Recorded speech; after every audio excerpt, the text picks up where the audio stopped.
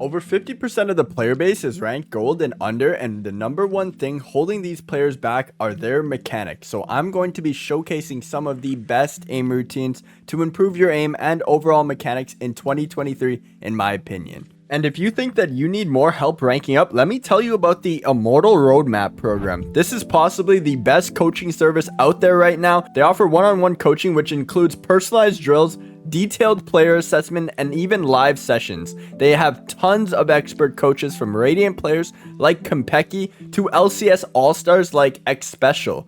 In fact, they are so confident in their program, they are offering a 5 rank up money back guarantee over the 8-week program.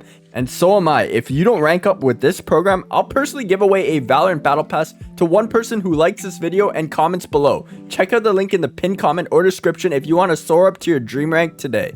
First, we're going to start off with EG Demon 1's aim routine. If you play Valorant, you already know this guy is one of the best Valorant players at the moment and just won VCT with Evo Geniuses. Now let's get into a breakdown of his actual aim routine. He starts off the routine on aim labs for a total of 5 different tasks. The first task is Strafe Track Ultimate. This task features an orb that strafes back and forth randomly, which helps you train and improve your tracking abilities. The second task is Headshot Standard. This task has one orb at a time that appears, and it's a point and click task. This focuses on micro adjustments and your flicking and is one of Demon 1's favorite tasks.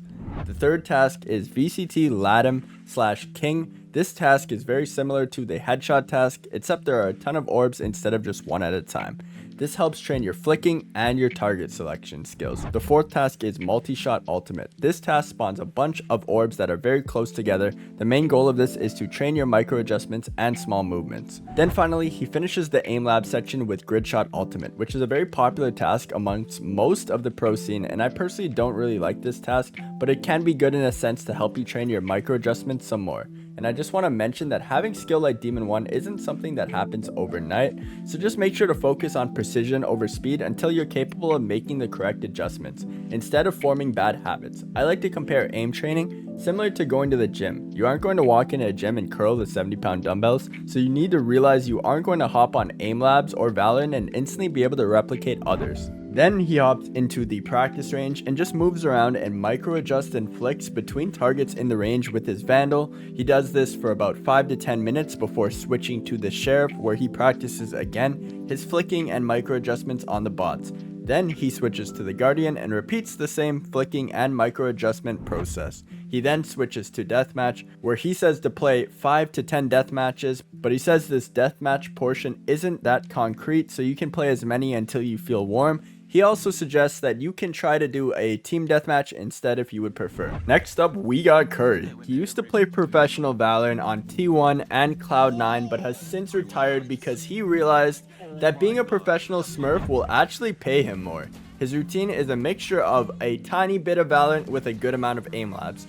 The aim labs portion was actually made by Minigod, who named it the better version of the Demon 1 routine. The first task is VT Control Strafes Valorant. This task is essentially a tracking task, which you are just tracking the enemy's head, so it correlates really well to if you are tracking an enemy's head in game on Valorant. The second task is Valorant Sidestep Tracking, which is another tracking task but only on the horizontal axis, since in Valorant, if you have good crosshair placement, you should basically only be making horizontal adjustments most of the time. The third task is Mini Headshot Strafe Click. This is a task that trains your flicking and tracking, which is another skill that's very crucial for Valorant.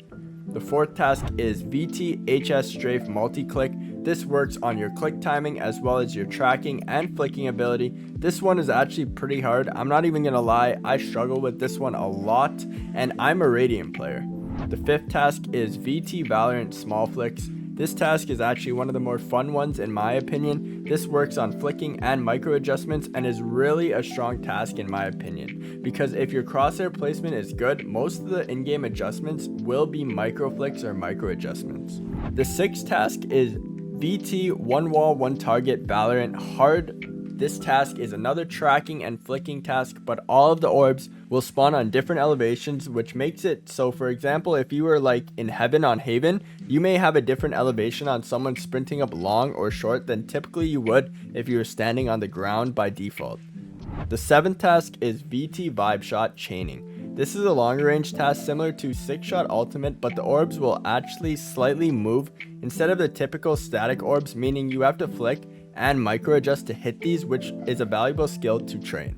The 8th task is CG adjust click micro. This is another micro flicking task which has a bunch of targets on a smaller board, which is ideal since most enemies that you will be fighting in Valorant won't just be standing still like a range bot. The 9th task is VT multi flick. This task is actually really cool and well designed. It essentially has big orbs that are far apart to practice regular flicking, and then also has smaller orbs that are closer together to also work on your micro flicks, which is actually very well designed.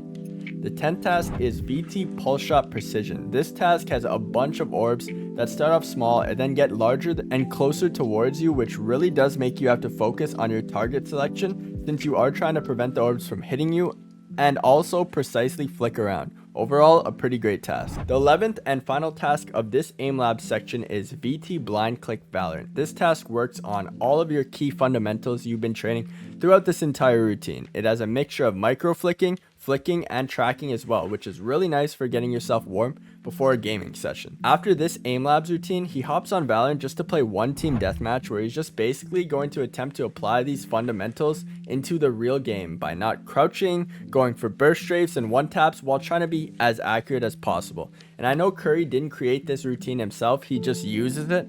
So a big shout out to Minigod as well, who actually created this entire routine. Now let's talk about a few different mechanics in game that I think are extremely important for you to learn. First, the most basic one is spray control. I constantly see people talking about you can't control the spray or whatever, but the spray only becomes random after I believe the 7th or 8th shot. With that being said, in order to control your spray efficiently, what you need to do is you should basically be pulling your mouse downwards while spraying for the first 7 to 8 shots. If you haven't gotten the kill by the 7th to 8th shot of the spray, I would suggest strafing so you can have time to reset your spray before taking another shot.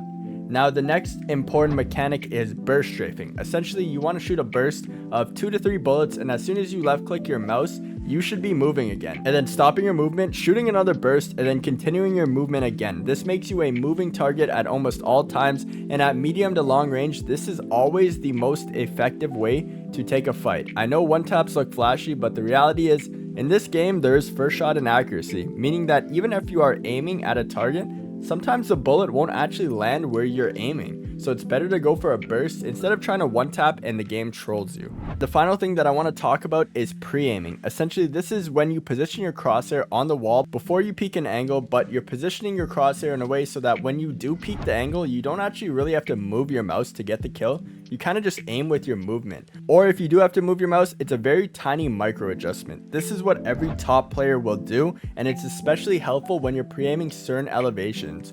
For example, on Sunset, in this close left corner outside of main, you would pre-aim where head level would be on top of this box instead of where head level would normally be if they were just on the ground. Thank you guys for watching. If you have any questions, feel free to drop them in the comment section below. I'm going to read them all. And if this video helped you out, drop a like and subscribe. It really helps out the channel. Peace out.